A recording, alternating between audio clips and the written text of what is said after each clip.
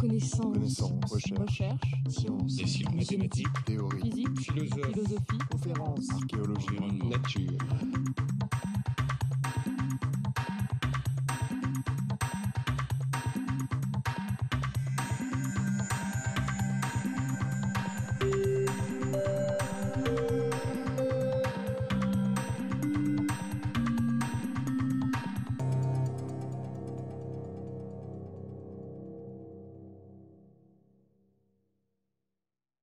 Bonjour à tous et merci de revenir après ces petites vacances. Nous allons aujourd'hui nous poser la question de savoir si l'on peut apprendre en l'absence de conscience. Vous vous souviendrez peut-être que j'ai introduit ce cours en mentionnant qu'on pouvait trouver sur Internet, lorsqu'on cherchait le mot subliminal, toutes sortes de sites étranges dont certains vont vendre des cassettes qui, si on les écoute avec des messages cachés, qu'on écoute peut-être dans son sommeil, pourrait vous faire apprendre tel ou tel aspect du bien-être ou voire d'une langue étrangère. Évidemment, on ne peut qu'être sceptique devant ces propositions, et ce que nous allons regarder aujourd'hui, c'est quelles sont les données scientifiques qui nous permettent de conclure si oui ou non il existe une possibilité que des stimuli qui sont subliminaux, qui ne soient pas perçus donc, dont on ne perçoive même pas la présence consciente, puissent créer des modifications au sein de notre cerveau, éventuellement biaiser nos décisions, changer nos systèmes de valeurs et conduire donc à des altérations de longue durée, ce qu'on appelle l'apprentissage, dans nos choix et nos décisions. Alors évidemment, lorsqu'on aborde la question de l'apprentissage non conscient, on pense tout de suite à un domaine qui est tout à fait immense et que je mentionnerai brièvement, qui est celui de l'apprentissage implicite, c'est-à-dire l'idée que l'on va apprendre de façon incidentale certains aspects de la tâche sans en être conscient. Il y a deux grands paradigmes qui ont été utilisés dans ce domaine, ce qu'on appelle l'apprentissage de grammaire artificielle. On va créer ce qu'on appelle une grammaire au sens formel du terme, c'est-à-dire une séquence ici de lettres, par exemple, ça peut être essentiellement n'importe quel objet, et donc certaines séquences vont pouvoir être produites par ces grammaires, d'autres ne vont pas pouvoir être produites, et on va présenter au sujet, par exemple, une séquence de lettres comme celle que vous avez sous les yeux actuellement, et demander à la personne, s'agit-il d'une séquence grammaticale ou pas ? Dans ces circonstances, qu'a montré Reber et de nombreux autres auteurs par la suite, c'est qu'on peut avoir des performances qui s'éloignent du niveau du hasard, qui sont meilleures que le niveau du hasard, sans pour autant être conscient, entre guillemets, d'avoir appris quelque chose, c'est-à-dire d'avoir la conscience qu'il y a effectivement une grammaire qui régit ces transitions de lettres possibles. Un deuxième paradigme qui est tout à fait classique, c'est celui de l'apprentissage de séquences, qui a été notamment étudié par Axel Clermans et McClelland, dans lequel on va présenter ce même type de grammaire sous forme de transition d'un essai à l'autre. Le sujet va avoir l'impression de réaliser une tâche psychologique tout à fait standard. Merci. Et pourtant, à l'intérieur de cette transition d'essai en essai, il va y avoir certaines probabilités qui ne sont pas au hasard que tel essai suive tel autre dans la séquence. Et comme vous le voyez sur ce diagramme ici, les temps de réaction du sujet vont évidemment s'accélérer au cours de l'expérience, ne fût-ce que parce qu'il y a un effet d'apprentissage non spécifique qui se produit même lorsque les essais sont se suivent rigoureusement au hasard. Mais s'il y a une séquence cachée dans l'expérience, eh bien, le sujet va s'accélérer encore plus. Il va donc y avoir une forme d'apprentissage implicite qui fait que ces temps de réaction s'accélèrent sous forme d'une espèce d'anticipation de l'essai suivant. Et cet apprentissage de séquence peut se produire, nous disent ces auteurs, alors que le sujet n'a pas conscience qu'il y a une séquence qui est cachée dans l'expérience.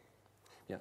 En fait, je parlerai assez peu de ce domaine de l'apprentissage implicite parce qu'il me semble qu'il n'obéit pas exactement à la définition de ce qu'on souhaiterait avoir quand on parle d'apprentissage non conscient. En effet, dans ces expériences, il faut bien voir que les stimuli eux-mêmes sont parfaitement conscients.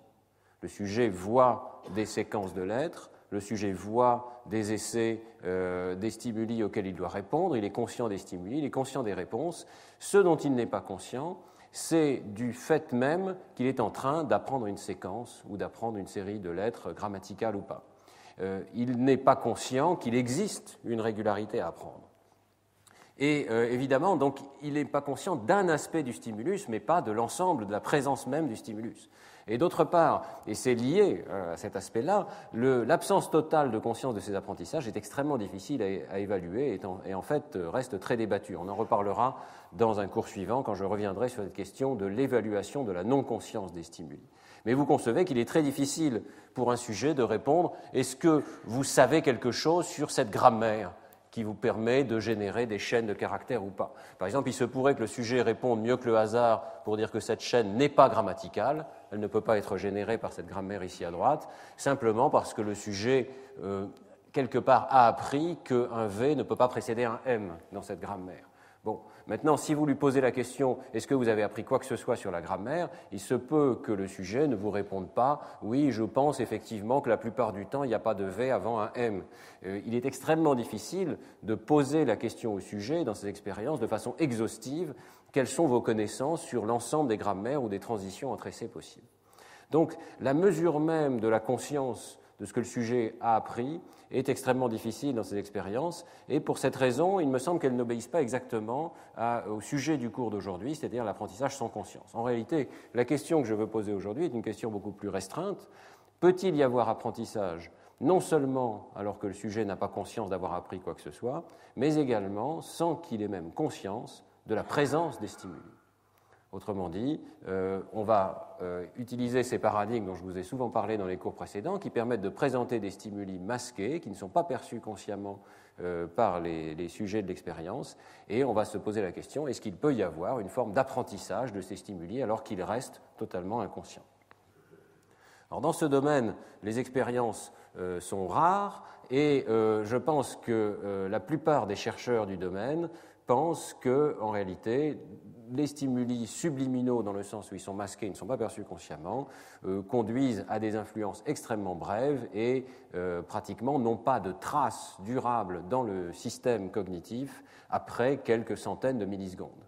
Autrement dit, l'influence d'un stimulus subliminal, tout le monde s'accorde à penser qu'elle est extrêmement courte. Il y a un certain nombre d'expériences qui le montrent très directement. Pour l'illustrer, j'ai choisi ici une expérience tout à fait récente, due à l'équipe d'Emmanuel Dupoux, avec Sid Quider et Vincent de Gardel, qui utilise une forme d'amorçage très élégante qu'ils ont inventée, qui est un amorçage dans la modalité auditive. Donc c'est intéressant parce que ça ouvre la modalité auditive à ces études de l'amorçage subliminal, alors que la plupart des études sont visuelles. Je vous ai déjà parlé donc, de ce paradigme dans lequel il y a une cible qui est un mot qui est tout à fait conscient, qui est un mot présenté normalement, qu'on entend, et le sujet doit faire une tâche de décision lexicale, donc il doit décider s'il s'agit effectivement d'un mot ou si c'est un pseudo-mot qui n'est pas dans le dictionnaire français.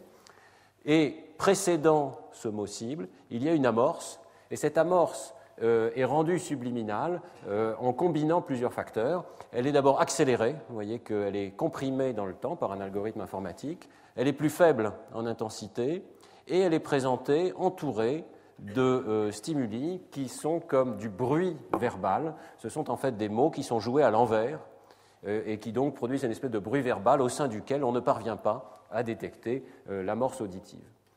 Et alors, ici, Emmanuel Dupoux et ses collaborateurs font une manipulation tout à fait élégante pour démasquer le mot. Le mot est masqué lorsqu'on entend dans les deux oreilles simultanément ce bruit verbal, l'amorce, et ce mot extrêmement intense qui, lui, est tout à fait conscient. Il suffit de décaler de quelques centaines de microsecondes, donc c'est une manipulation extraordinairement fine, le message qui vient dans l'oreille gauche et dans l'oreille droite, uniquement pour les objets qui sont en vert ici, qui sont les masques, qui sont ce bruit verbal. Il suffit donc de les décaler de quelques centaines de microsecondes pour que la perception du sujet change radicalement et qu'il perçoive de façon spatialisée les masques dans une oreille. Vous voyez, ça vient de la gauche, on perçoit que ça vient de la gauche, alors que les amorces et les cibles continuent d'être perçus au centre parce qu'il n'y a pas ce décalage entre les deux oreilles. Autrement dit, donc avec un tout petit décalage dans le stimulus, une manipulation minimale, eh bien, la perception du sujet change. Il a la perception que ce bruit verbal peut être filtré parce qu'il vient d'une position spatiale différente et il a l'impression d'entendre cette fois-ci clairement l'amorce et le masque. On peut donc contraster de cette manière tout à fait élégante des stimuli qui sont non conscients et des stimuli qui sont conscients. Et alors, ce que trouvent Emmanuel Dupoux et ses collaborateurs, avec cette tâche de décision lexicale, c'est que l'effet d'amorçage non conscient décroît de façon extrêmement rapide en fonction de l'intervalle entre l'amorce et la cible, alors que c'est exactement le contraire, ou en tout cas l'amorçage est essentiellement constant lorsque les stimuli sont supraliminaux et sont donc conscients. Vous voyez qu'ici, on a la quantité d'amorçage en fonction du décalage entre l'amorce et la cible, et vous voyez qu'on a un petit effet d'amorçage significatif à des intervalles extrêmement brefs. Essentiellement, ici, il n'y a pas de blanc entre l'amorce et la cible. On obtient à ce moment-là un petit effet d'amorçage de l'ordre d'une vingtaine de millisecondes, et que cet effet d'amorçage décroît extrêmement rapidement, et lorsqu'on a atteint, disons, un peu plus d'une demi-seconde ici, eh bien, l'effet d'amorçage a essentiellement disparu lorsqu'il est subliminal, alors qu'il reste important lorsque le stimulus est conscient. Bon, c'est un résultat qui est extrêmement classique dans la psychologie de l'amorçage subliminal, c'est-à-dire qu'on a l'impression que l'effet des amorces subliminales en fonction du temps s'écroule de façon rapide, alors que la conscience permet de garder en mémoire de travail un stimulus et donc de le propager, d'avoir un effet beaucoup plus important à travers le temps. Je vous avais parlé par exemple des expériences de Greenwald et collaborateurs dans Science en 1996 qui faisaient un amorçage visuel avec une classification des stimuli en fonction de leur contenu émotionnel.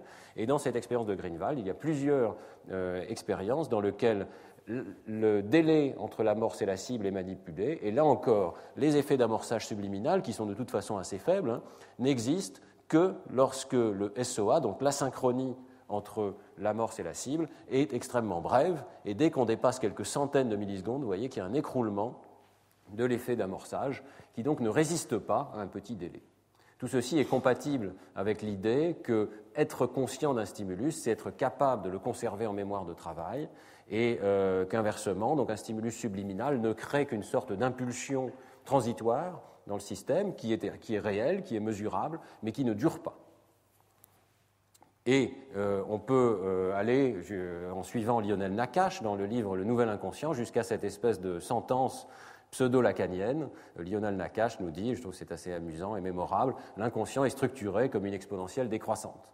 Ce qu'il veut dire par là, c'est que les effets d'amorçage subliminal, les effets de traitement non conscient ne sont pas durables, ils sont comme un effet transitoire dans le système, et on le voit dans d'autres tâches. Ici, c'est la tâche de Sperling, que beaucoup d'entre vous connaissent, je n'insisterai pas, mais qui demande qu'il y a une espèce de mémoire transiente dans le système qui s'écroule avec cette forme, vous voyez, parfaitement exponentielle, très psychophysique ici, qui montre donc qu'il y a une information qui ne reste pas dans le système si elle n'est pas amplifiée par l'attention consciente. Bien, alors cette conclusion, et Lionel Nakache dans son livre est extrêmement clair, nous conduirait à dire qu'il ne peut pas y avoir d'effet durable d'un stimulus non conscient. Un stimulus non conscient, par définition, est transitoire. Alors je pense qu'il faut nuancer cette conclusion. C'est vrai que d'un point de vue empirique, on voit une décroissance extrêmement rapide des effets d'amorçage. Cependant, si un stimulus non conscient ne reste pas en mémoire de travail, on sait bien, dans le domaine des études de la mémoire en sciences cognitives, qu'il y a plusieurs systèmes de mémoire et il n'y a pas de raison théorique pour lesquelles un stimulus, même transient, dans la mesure où il a traversé toute une série de systèmes de représentation, ne pourrait pas conduire à des modifications durables des poids synaptiques à l'intérieur de ce système et donc avoir un effet durable sur le système, avoir un effet d'apprentissage non conscient. Autrement dit, il faut bien distinguer plusieurs systèmes de mémoire. Je crois qu'il est tout à fait clair maintenant que les amorces subliminales ne restent pas dans un système de mémoire de travail. Ça ne veut pas dire qu'elles ne restent pas dans un système de mémoire implicite qui, lui, serait beaucoup plus durable. Alors, comme on va le voir, les expériences dans ce domaine sont très rares, néanmoins. Elles sont assez récentes, mais il y a suffisamment d'indices pour penser qu'effectivement, une amorce subliminale, même si elle n'est pas perçue, peut conduire à des changements qui constituent de réels apprentissages de la part du sujet. La première expérience dont je voudrais vous parler aujourd'hui dans ce sujet est celle de Watanabe et collaborateurs qui publient donc ce travail dans Nature en 2001 avec un paradigme dans lequel l'attention du sujet n'est pas orientée vers le stimulus et pourtant ils arrivent à montrer que le stimulus, qui est un stimulus de mouvement, subit un apprentissage et conduit à un apprentissage. Alors, leur expérience est assez simple. On va commencer par mesurer des seuils de perception d'un mouvement donc dans une période de test avant l'apprentissage. On va ensuite avoir une longue période d'apprentissage où les sujets vont être exposés à du mouvement cohérent avec un tout petit peu de cohérence dans le stimulus. Et ensuite, on va retester les sujets, on va voir s'il y a un effet d'apprentissage. Le stimulus est tout à fait classique en psychophysique, et notamment chez l'animal, mais aussi chez l'homme. C'est un stimulus de mouvement cohérent dans lequel vous avez de nombreux points sur l'écran qui se déplacent. Et la plupart de ces points se déplacent de façon aléatoire, mais vous pouvez doser une petite fraction de ces points qui se déplacent de façon cohérente avec une direction qui est spécifiée. Donc on peut imaginer par exemple que 5% des points qui sont sur l'écran ici se déplacent dans la direction verticale, alors que les 95% restants se déplacent de façon aléatoire. Et c'est ça qui va constituer le stimulus subliminal utilisé par Watanabe et collaborateurs. Tout de suite, on voit qu'il y a une nuance à apporter, on verra qu'il y a d'autres expériences par la suite, mais ce stimulus, il n'y a que l'aspect mouvement qui est subliminal, le stimulus lui-même est conscient. Alors, toutefois, il y a un aspect intéressant également dans la tâche de Watanabe, c'est que ce stimulus n'est pas pertinent pour la tâche. La tâche du sujet n'est pas de faire attention au mouvement, qui est en permanence sur l'écran, mais c'est de faire attention à des lettres qui sont présentées au point central ici, et le sujet doit rapporter l'identité des lettres qui sont présentées dans une couleur, plutôt un niveau de gris ici légèrement différent. Donc le sujet se concentre sur cette tâche, et cette tâche est extrêmement difficile. Vous voyez que les taux de succès des sujets passent de 60% en début d'expérience à 80% en fin d'expérience, ce qui veut dire que même après un apprentissage considérable, le sujet a du mal à voir ces lettres qui défilent extrêmement rapidement avec des distracteurs ici au centre de l'écran. Et donc toute son attention est concentrée sur les lettres et non pas sur les stimuli de mouvement qui entourent ces lettres.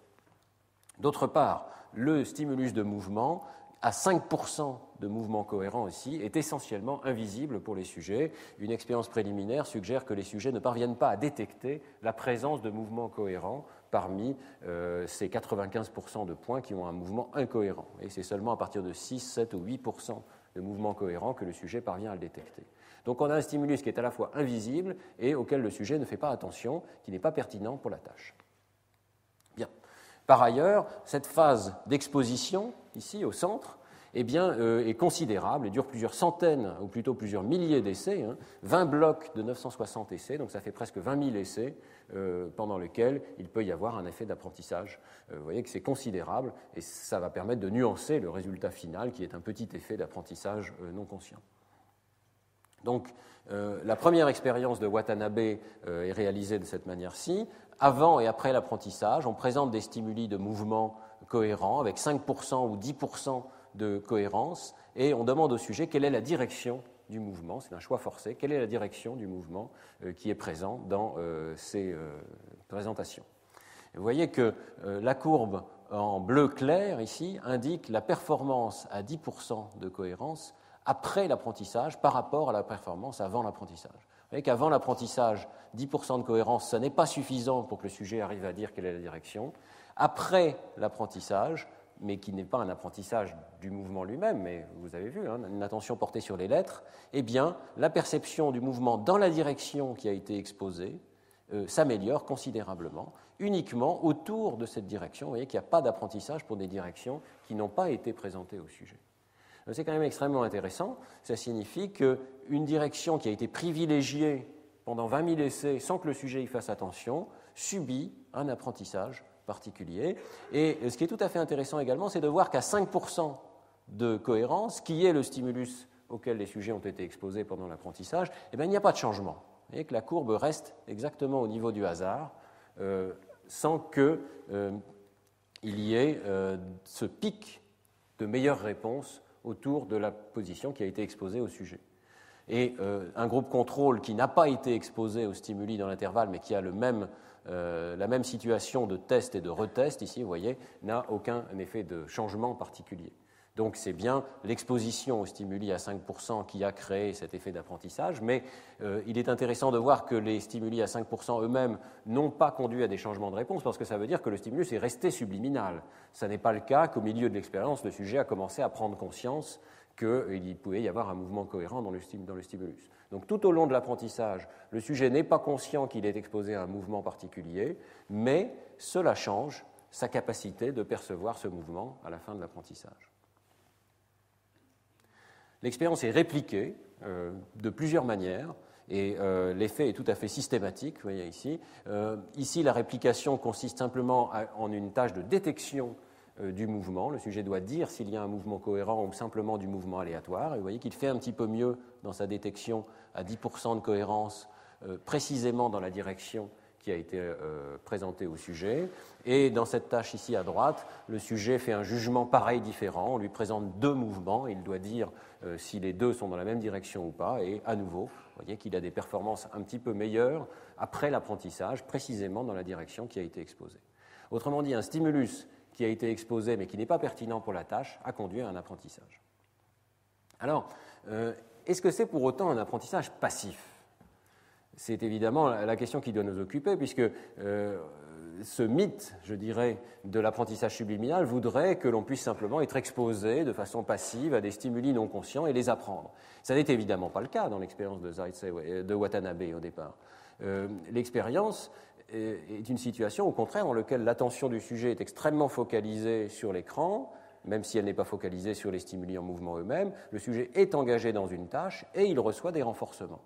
Alors, dans une expérience ultérieure, Zeitz et Watanabe, toujours dans Nature, en 2003, montrent que l'obtention du signal de renforcement est absolument cruciale.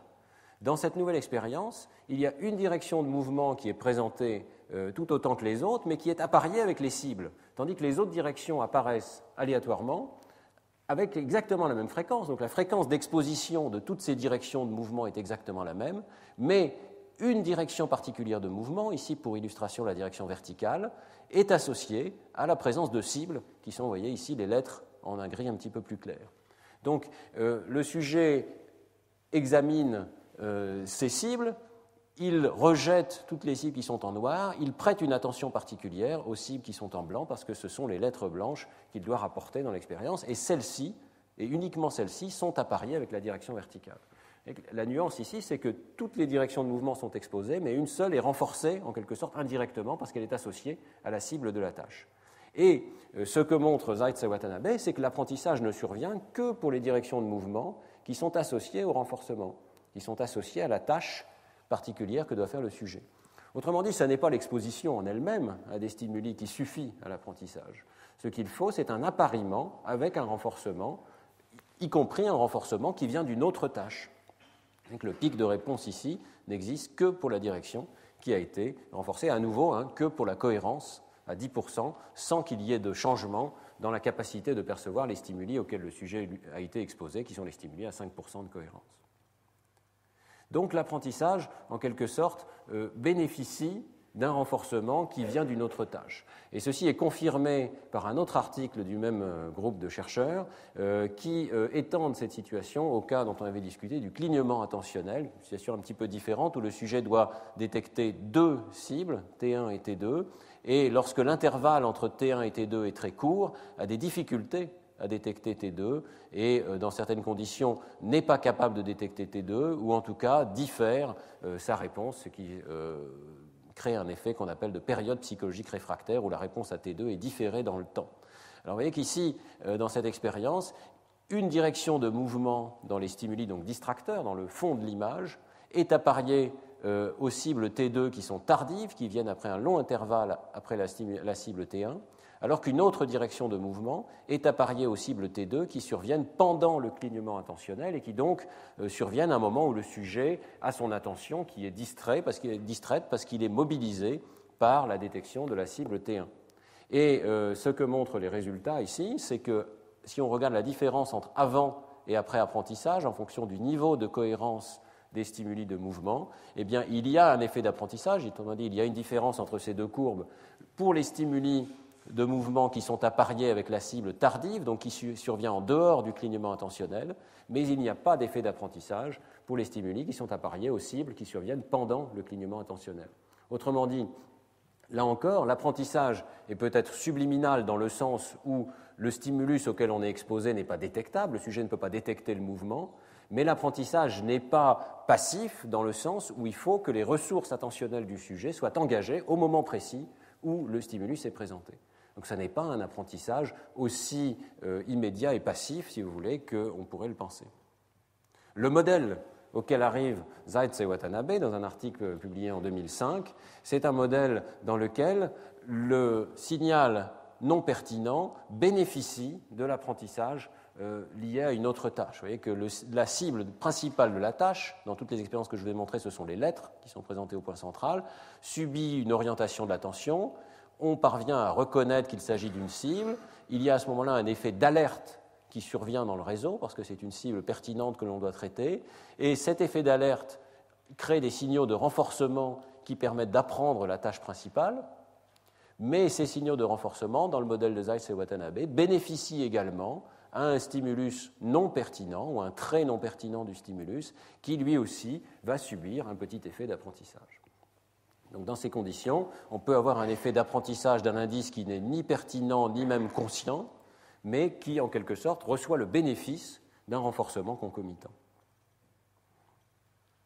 Alors, ce modèle a continué d'être testé ensuite, toujours par la même équipe, avec Watanabe, et ils ont montré un certain nombre d'effets paradoxaux qui sont tout à fait amusants et intéressants. Le premier, c'est que l'apprentissage peut être meilleur lorsque les distracteurs ne sont pas conscients. Dans le modèle précédent, le bénéfice de l'apprentissage, affecte des stimuli qui ne sont pas pertinents, mais on peut imaginer que si le sujet savait que ces stimuli existent, ne sont pas pertinents, il pourrait peut-être filtrer, inhiber cet écoulement de l'effet d'apprentissage vers des stimuli non pertinents. Ce serait dans son avantage de parvenir à inhiber cet effet d'apprentissage non pertinent.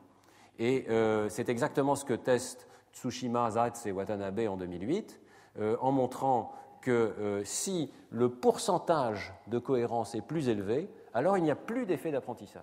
Donc, ici, vous avez une manipulation du pourcentage de cohérence du stimulus. On a vu dans toutes les expériences précédentes ce point à 5% de cohérence où il y a un assez fort effet d'apprentissage non conscient. Si on augmente la cohérence à 15%, on a encore un effet d'apprentissage incidental. Mais si on augmente la cohérence à 50%, qui est un mouvement massif de la moitié des points dans une direction donnée, qui est tout à fait détectable par les sujets, eh bien, vous voyez qu'il n'y a plus d'apprentissage incidental. On voit que l'apprentissage n'existe que si la cohérence est suffisamment grande, donc à 3% de cohérence, il n'y a pas d'apprentissage. Il n'existe que dans cette zone où la cohérence est à la fois suffisamment grande, mais en dessous du seuil de détection consciente du mouvement. Si le sujet parvient à détecter qu'il y a un mouvement, il semble qu'il parvienne à inhiber cet effet d'apprentissage incidental.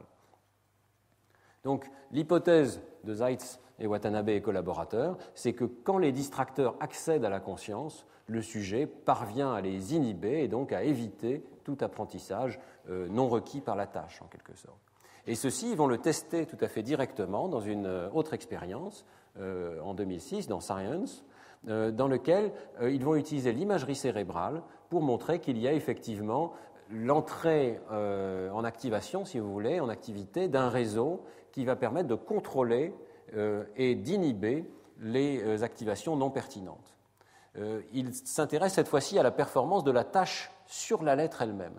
Et la première chose qu'il montre, c'est que le stimulus subliminal perturbe plus que le stimulus conscient. C'est tout à fait intéressant. Donc, vous avez ici à nouveau une manipulation de la cohérence du mouvement des points qui sont les distracteurs, qui n'intéressent pas le sujet, mais qui, au contraire, peuvent peut-être l'empêcher de réaliser cette tâche sur la lettre centrale.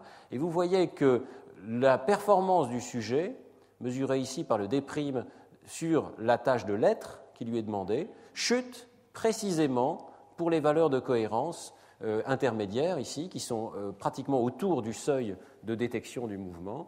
C'est-à-dire que ce sont précisément les stimuli qui sont non détectables ou à peine détectables qui conduisent à la distraction maximale du sujet. Ceux qui sont très facilement détectables ne distraient pas le sujet de la tâche et à ce moment-là, la performance de la tâche est maximale. Cet effet est répliqué.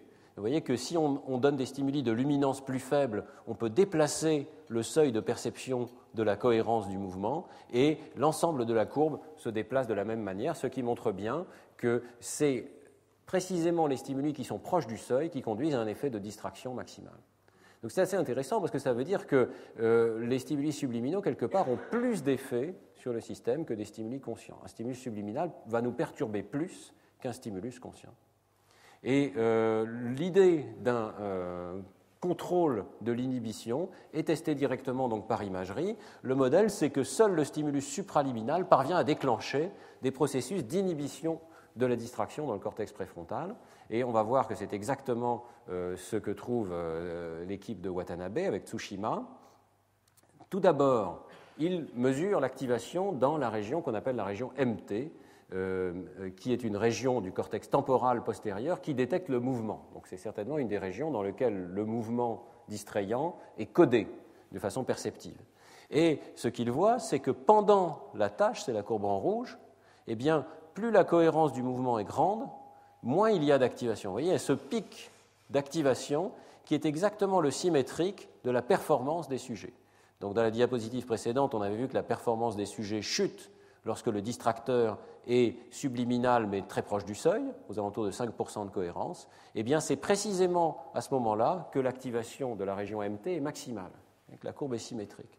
Donc, on peut imaginer que la distraction du sujet est causée par cette activation non pertinente et que le sujet ne parvient pas à inhiber. Ce qui est tout à fait intéressant, c'est que si la cohérence du mouvement augmente, il semble que le sujet parvienne à inhiber cette activation et on voit l'activation de la région MT chuter vers des niveaux plus faibles.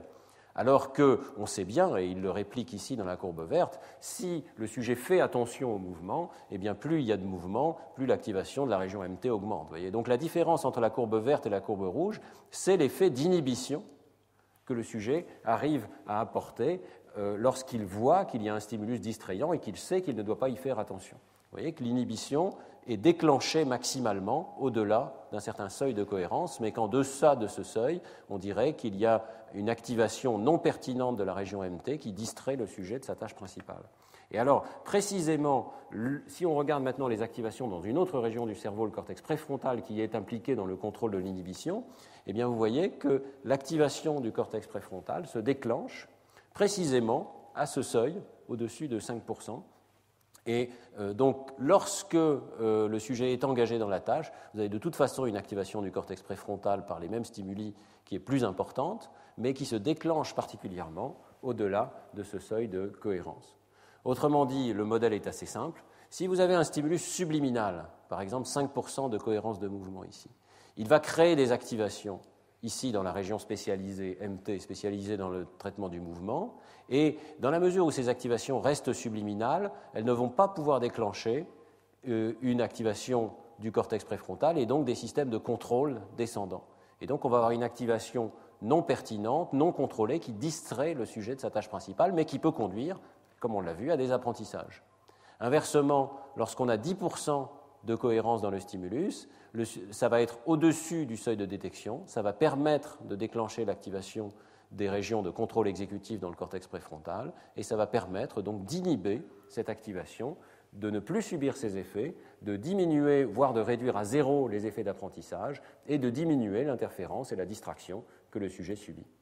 Donc l'apprentissage subliminal existe, mais il est sous contrôle, et si les stimuli dépassent le seuil de conscience, eh bien, cet apprentissage subliminal, cet apprentissage n'est plus subliminal et peut être contrôlé et même éradiqué complètement. Et les effets de distraction peuvent être éradiqués.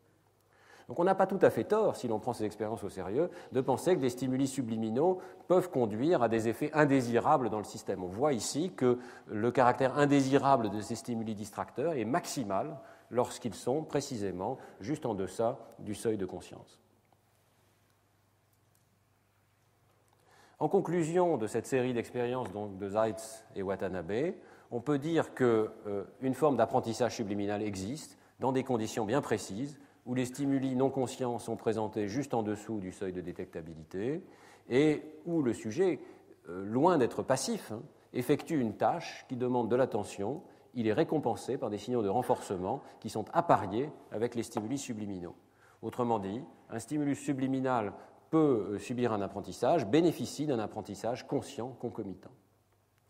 Alors, ces expériences soulèvent quand même beaucoup de questions, et on peut en mentionner quelques-unes. D'abord, aucune des expériences de Watanabe et collaborateurs ne compare directement l'apprentissage conscient avec l'apprentissage non conscient des mêmes stimuli. Autrement dit, on peut penser quand même que l'apprentissage serait encore plus rapide et plus efficace si l'attention était orientée vers le stimulus. Il n'y a aucune preuve dans ces recherches que l'apprentissage subliminal peut avoir une efficacité supérieure à un apprentissage qui serait conscient. Et il y a toutes les raisons de penser le contraire lorsqu'on voit qu'ici, il y a 20 000 essais avec un stimulus en deçà du seuil pour conduire à un petit changement de la perception du mouvement. Deuxièmement, et je l'ai mentionné dès le départ, le stimulus qui n'est pas attendu, celui de mouvement, donc qui ne fait pas l'objet de la tâche du sujet, n'est pas pour autant invisible. Il est tout à fait clair que seule la cohérence de son mouvement, donc un de ses traits perceptifs, n'est pas détectable, mais le stimulus lui-même est conscient. Et on pourrait se demander si l'apprentissage subliminal serait possible lorsque la présence même d'un stimulus est indétectable. On va voir qu'il y a des expériences qui testent cet aspect-là. Enfin, on a vu que l'apprentissage était dépendant de signaux de renforcement qui devaient survenir à un moment bien précis, à parier avec les stimuli subliminaux. On peut se demander si le signal de renforcement lui-même pourrait être non conscient. Quels aspects de cette chaîne d'apprentissage peuvent être ou ne pas être inconscients? Telle est la question qui se pose à la suite des expériences de Zeitz, Watanabe et collaborateurs. Alors, vous avez vu que ces expériences sont très récentes, donc on n'a pas la réponse à toutes ces questions, mais je voudrais mentionner quelques expériences de Mathias Pesiglione qui répondent à certaines de ces questions. Et la première expérience répond à la question que je pose en dernier ici, c'est-à-dire est-ce que le signal de renforcement peut être non conscient et néanmoins moduler le traitement de l'information dans le cerveau? Autrement dit, est-ce que des processeurs qui sont impliqués dans la motivation et dans le renforcement peuvent être modulés par un signal subliminal?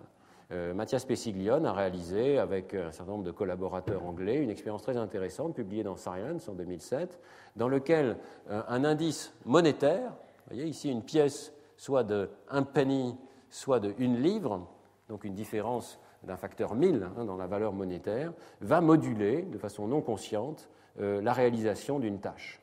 Il s'agit ici d'un stimulus qui est présenté avant le stimulus principal et qui va donc servir de motivation pour réaliser la tâche avec plus ou moins de force. Le terme force est approprié puisque la tâche du sujet consiste à serrer une pince et il doit la serrer le plus qu'il peut, mais il recevra un signal monétaire, une récompense monétaire, en fonction d'une part de la force qu'il aura exercée, mais aussi d'un multiplicateur qui est la valeur de l'essai, qui est donc soit 1 penny, soit 1 livre. Donc, vous voyez que la motivation du sujet va être beaucoup plus grande à réaliser une force maximale sur cet appareil lorsqu'il sait que ce qu'il arrivera à atteindre comme force maximale sera multiplié par la valeur d'1 livre. Donc, il a intérêt à conserver sa force, en quelque sorte, pour les essais où cette motivation monétaire est maximale. Simplement, on va corser le jeu, en quelque sorte, en présentant ces indices monétaires de façon plus ou moins masquée. Donc, ils sont présentés de façon extrêmement brève, 17 millisecondes, 50 millisecondes ou 100 millisecondes, et ils sont précédés et suivis par un masque qui rend les présentations les plus brèves essentiellement invisibles. On va voir dans un instant que le sujet ne parvient pas facilement à détecter la présence de ces stimuli.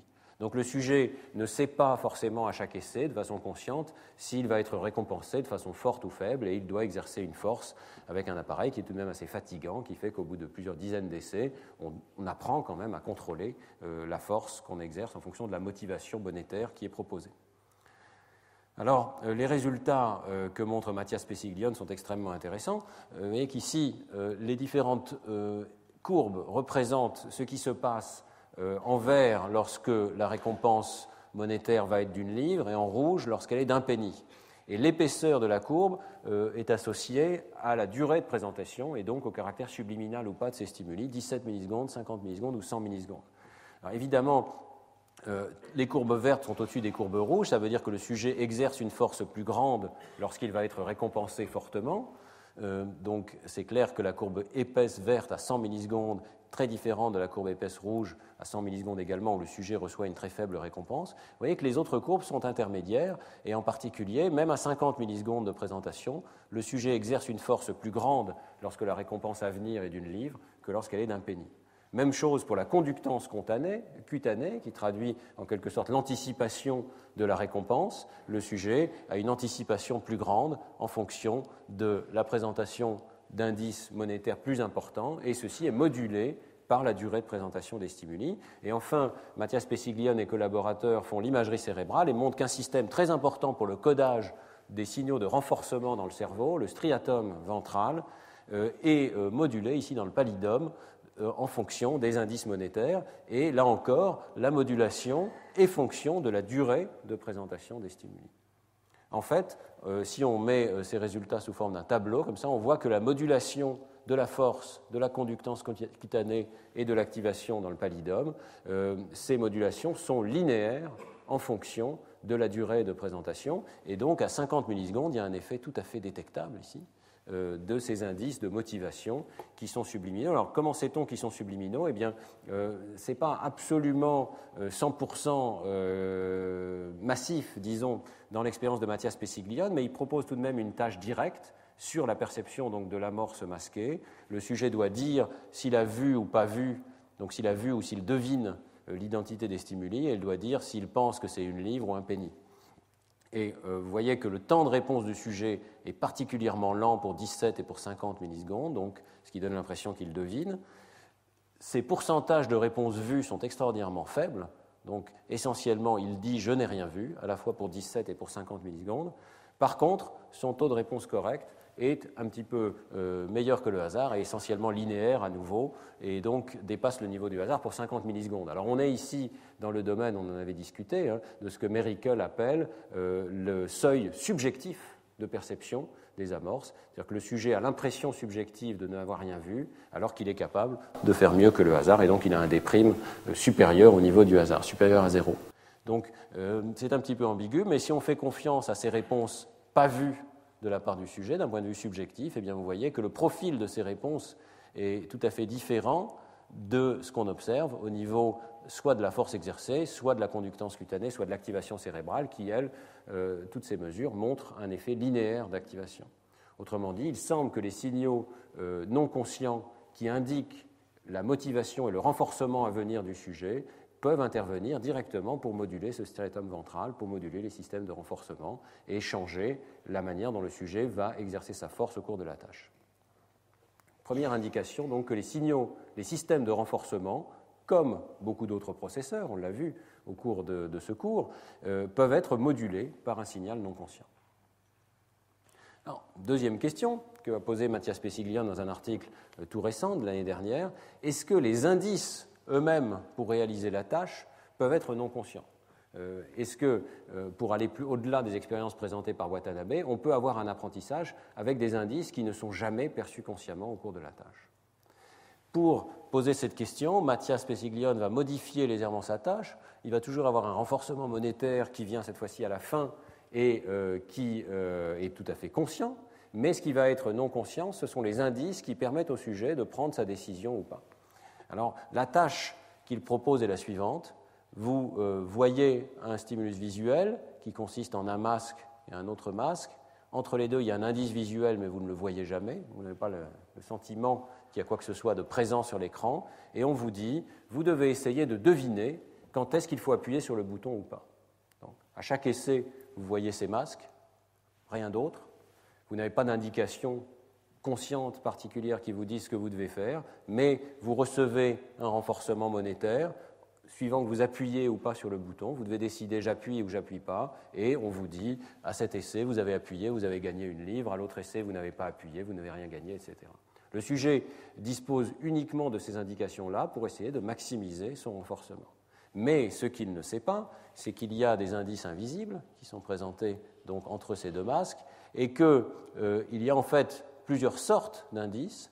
Un indice est neutre, ça veut dire que le sujet décide d'appuyer ou pas, il va recevoir de toute façon un renforcement nul, aucune récompense monétaire.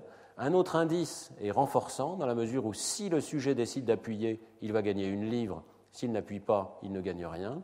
Et un autre indice, avec une identité visuelle différente, conduit à une punition monétaire, dans la mesure où si le sujet appuie, il va perdre une livre, s'il n'appuie pas, il ne perd rien. Vous voyez qu'ici, on est vraiment dans un domaine d'un design tout à fait épuré, où on va vraiment poser la question de l'apprentissage non conscient. Est-ce qu'il est possible que ces indices, qui ne sont jamais vus par le sujet, modulent la décision qu'il prend d'appuyer ou de ne pas appuyer sur un bouton? L'apprentissage, dans ces situations, peut être modélisé, c'est peut-être l'aspect le plus intéressant de cet article, il peut être modélisé par un modèle quantitatif des choix des sujets, ce qu'on appelle une architecture acteur critique.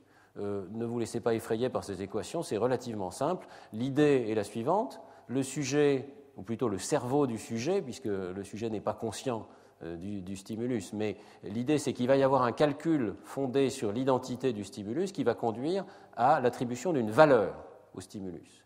Donc chaque stimulus est associé à une valeur prédite. Le système anticipe sur le renforcement qu'il va recevoir à la fin. Cette valeur va permettre de choisir avec une certaine probabilité de décider d'appuyer sur le bouton ou de ne pas appuyer. Donc vous voyez que la probabilité, ici, pour ceux qui peuvent décoder cette équation, est une fonction sigmoïde de la valeur. Plus la valeur est grande, plus la probabilité va être importante de choisir l'action d'appuyer sur le bouton. Plus la valeur est faible ou négative, moins la probabilité va être grande, et donc plus le sujet va se réfréner d'appuyer sur le bouton.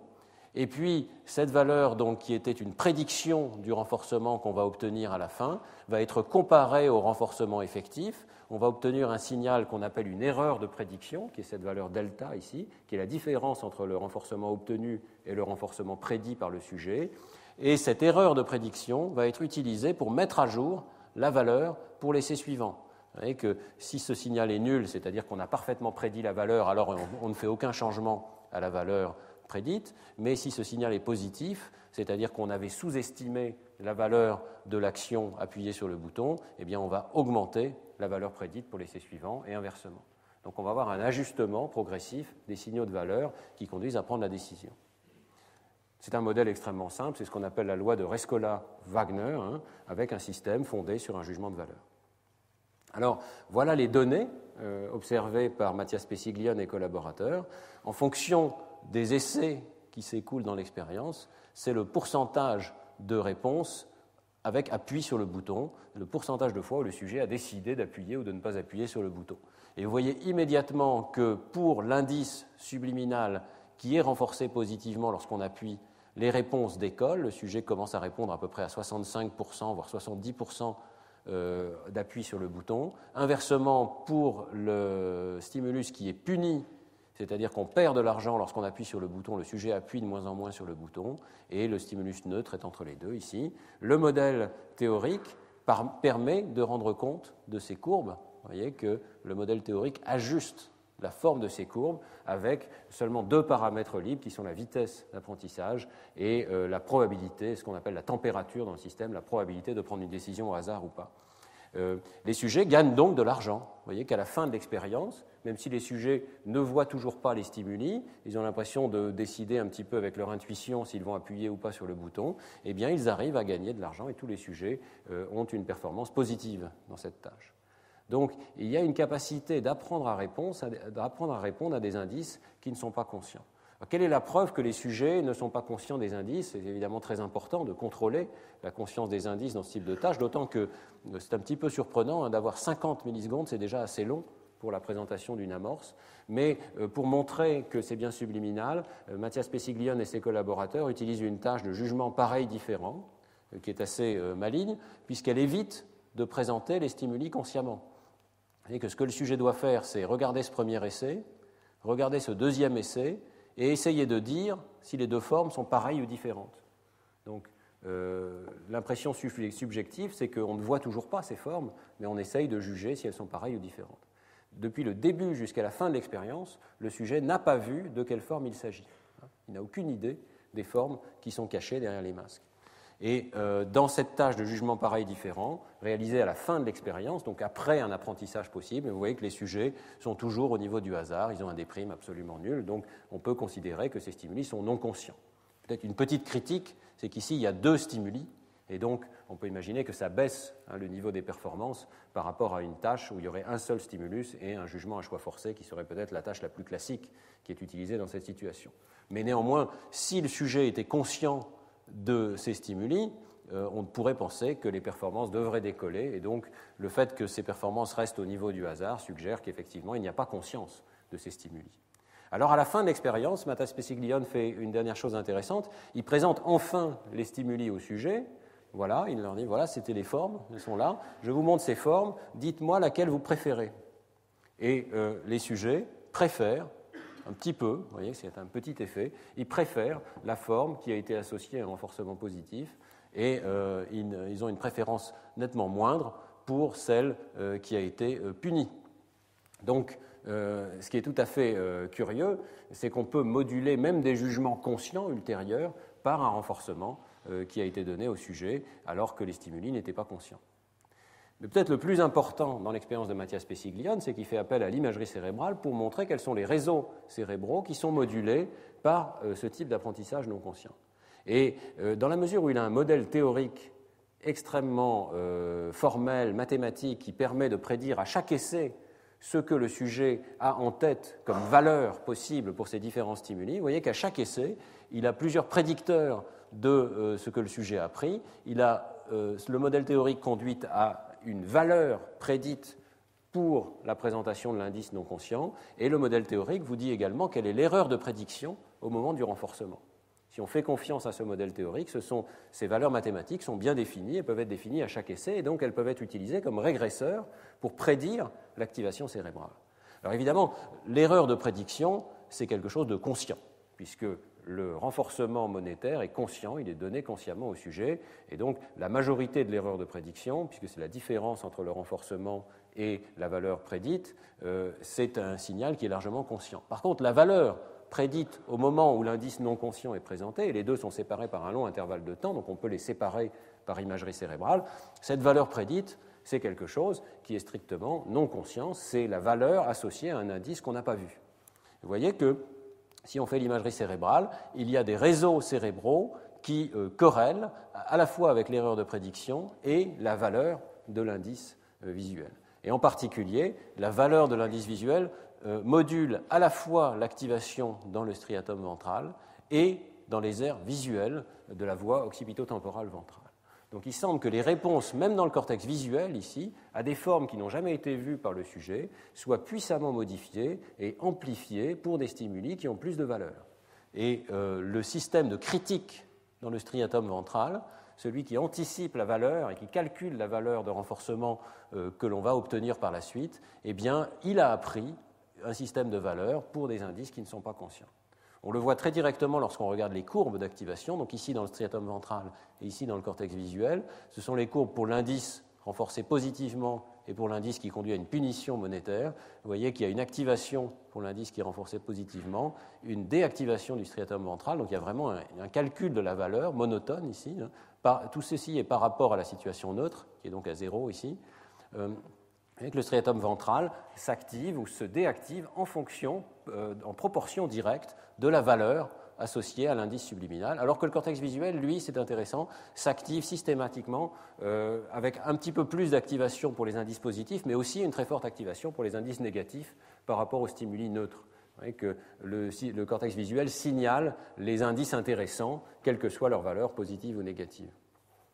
Mais cette imagerie montre bien qu'il y a tout un circuit qui a été modifié à la fois dans les aires visuelles, dans les systèmes de renforcement, pour des indices qui n'ont jamais été conscients.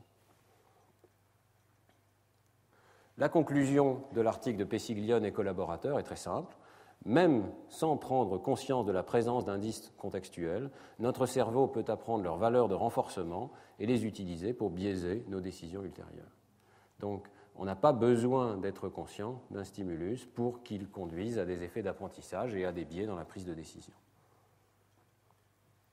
Mais dans cette expérience, on est conscient des renforcements. Donc il n'existe pas pour l'instant, à ma connaissance, d'expérience dans laquelle on soit à la fois non conscient des indices visuels et non conscient de leur renforcement. On a vu qu'il y avait les deux sortes d'expériences. Mathias Pesiglione a réalisé les deux sortes d'expériences. Soit on n'est pas conscient du renforcement, mais on est conscient des indices, soit on n'est pas conscient des indices, mais on est conscient de la valeur de renforcement. Alors, je terminerai par une dernière expérience qui est parue dans Science en 2008, qui confirme qu'il y a effectivement une possibilité d'apprendre à discriminer des stimuli non conscients. C'est une expérience, je passerai brièvement, qui est intéressante parce qu'elle montre que des systèmes perceptifs peuvent vraiment changer et raffiner leur système de codage en fonction des renforcements qui sont reçus et que des stimuli qui sont initialement non conscients peuvent franchir le seuil de conscience en fonction de cet apprentissage. Ici, c'est un apprentissage olfactif dont je ne suis pas du tout spécialiste, donc je le passerai très brièvement, mais ils utilisent des odeurs qui sont des énantiomères sur le plan chimique, qui sont donc très proches au plan moléculaire à une symétrie près, et qui sont initialement totalement indiscriminables par les sujets. Et des stimuli qui ne sont pas conditionnés restent non discriminables avant, après apprentissage, il n'y a pas de différence. Mais lorsqu'on conditionne ces stimuli avec une association avec un choc électrique, eh bien progressivement le sujet améliore sa discrimination de ces énantiomères et parvient à une discrimination nettement améliorée qui devient au-dessus du seuil de conscience. La réponse électrodermale des sujets se modifie et par imagerie cérébrale, les auteurs suggèrent que le code même de ces stimuli dans le cortex piriforme, dans l'amygdale, dans le cortex orbitofrontal est modifié. Et ce graphe ici, vous voyez que les barres d'erreur m'ennuient un petit peu parce qu'elles sont très importantes ici, mais il semble que l'effet soit significatif. Ce que signifie ce graphe, c'est que le codage cortical tel qu'on peut le voir par imagerie cérébrale se modifie pour ces stimuli qui sont énantiomères, donc qui sont très proches l'un de l'autre. Donc la diminution de la valeur de corrélation ici indique que le code cortical a commencé à se différencier pour ces deux stimuli qui au départ sont très fortement corrélés, conduisent à des activations presque identiques si vous voulez. Donc la décorrélation, d'après les auteurs, suggère un code cortical qui devient différencié en fonction de l'apprentissage pour des stimuli qui au départ sont totalement non discriminables. Une autre preuve donc qu'on peut commencer avec des stimuli qui sont subliminaux, les conditionner, les associer à des renforcements et progressivement observer des effets d'apprentissage qui ici vont jusqu'à le franchissement d'un seuil de conscience.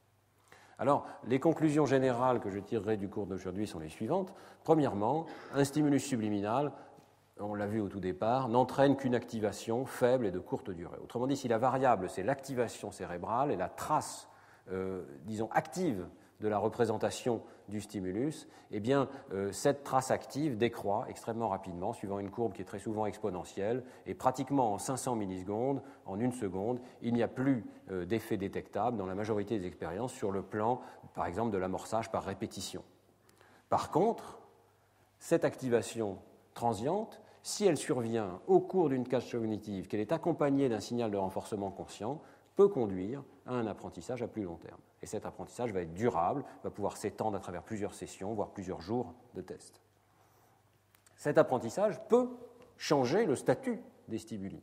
Et des stimuli qui n'étaient pas conscients au départ peuvent devenir conscients. Mais il arrive aussi, on l'a vu dans l'expérience de Zatz et Watanabe, et aussi dans l'expérience de Mathias Pesiglione, si les stimuli restent subliminaux, c'est tout à fait possible, à ce moment-là, on observe tout de même des effets d'apprentissage, mais qui restent faibles. J'ai souligné, par exemple, que dans le cas de l'expérience de Mathias Pesiglione, les sujets ne parviennent pas à prendre des décisions parfaites. On a vu qu'ils arrivent à biaiser leurs décisions, ils arrivent à peu près à 65-70% de réussite pour décider s'ils doivent appuyer ou pas sur le bouton, mais la courbe a une asymptote, et vous voyez qu'on ne dépasse pas ce seuil d'à peu près 65-70% de réussite. Autrement dit, l'apprentissage subliminal est loin d'atteindre la perfection d'un apprentissage, et quand on pense à ce qu'on arriverait à faire consciemment avec les mêmes stimuli, il suffirait de probablement 5 ou 10 essais, si les stimuli étaient conscients, pour que les sujets découvrent qu'un stimulus demande d'appuyer sur le bouton et qu'un autre stimulus ne demande pas d'appuyer sur le bouton. Donc l'apprentissage subliminal ici, vous voyez, est quand même confiné à un léger biais dans la prise de décision. Alors, je terminerai en disant, je pense que c'est une évidence, que les formes d'apprentissage subliminal que nous avons vues aujourd'hui ne ressemblent aucunement à la vision naïve que l'on peut avoir de l'apprentissage subliminal telle qu'elle est reflétée par ces commerçants qui vous vendent des cassettes subliminales. Ça n'est absolument pas un apprentissage sans effort. Ça n'est absolument pas un apprentissage par simple exposition passive à des stimuli en dessous du seuil de conscience, et il n'y a rien dans ce qu'on a vu aujourd'hui qui permette de penser que l'apprentissage aurait lieu si le sujet n'était pas attentif, éveillé, en train de se concentrer sur une tâche et des renforcements qu'il perçoit tout à fait consciemment. Ça ne veut pas dire que ces possibilités n'existent pas. Je crois qu'en l'absence de données, il faut toujours être prudent. Je sais qu'il existe des données qui ont testé tout à fait explicitement ces apprentissages avec des cassettes pendant le sommeil et qui ont montré qu'il n'y avait absolument aucun effet, mais on ne peut jamais préjuger, évidemment, en science de ce qui va survenir par la suite. Je voudrais simplement dire que dans ces conditions de bon contrôle expérimental, les apprentissages subliminaux sont extrêmement limités et le reste appartient à ce qu'on pourrait appeler peut-être des neuromythes qu'il convient d'essayer de chasser à coup de science. Merci beaucoup.